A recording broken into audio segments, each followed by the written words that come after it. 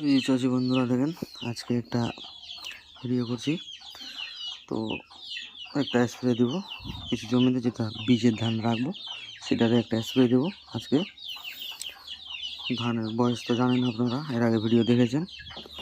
তো এই যে দেখতে পাচ্ছেন কপার অক্সিক্লোরাইড, আর এই যে মাজরা পোকার জন্য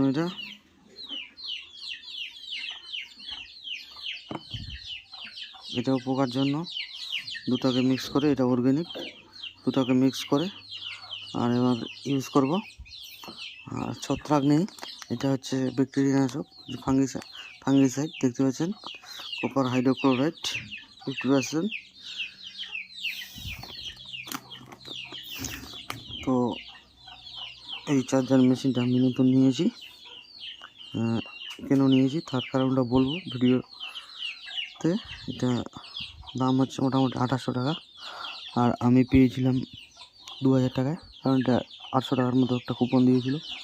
এটা দেহাত থেকে নেওয়া, এটা কালকেই ডেলিভারি হয়েছে।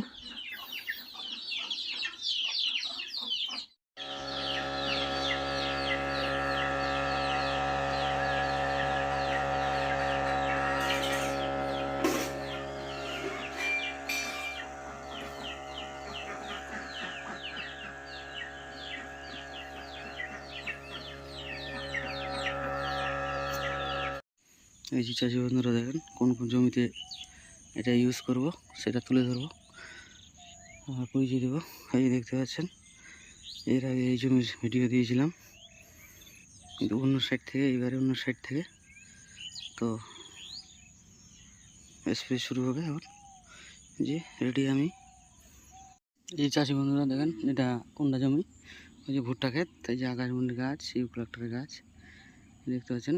এটা হচ্ছে ভুট্টা ক্ষেতের জমিটা। এটা একটু ধানটা খুব মানে জোরাল জায়গা বলা হয়, সারের ডোজ বেশি ছিল ভুট্টাতে, যে কীরকম সার দিতে হয় আপনারা জানেন।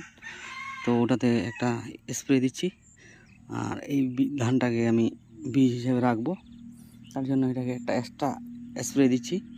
কী দিলাম, কিন্তু মাজরা পোকা আর এই ব্যাকটেরিয়া মানে বিএলবি যাকে বলা হয়, এটা আক্রমণ না করতে পারে, যেটা আগে লেগেছে সেটা কন্ট্রোল করার জন্য স্প্রে দিলাম।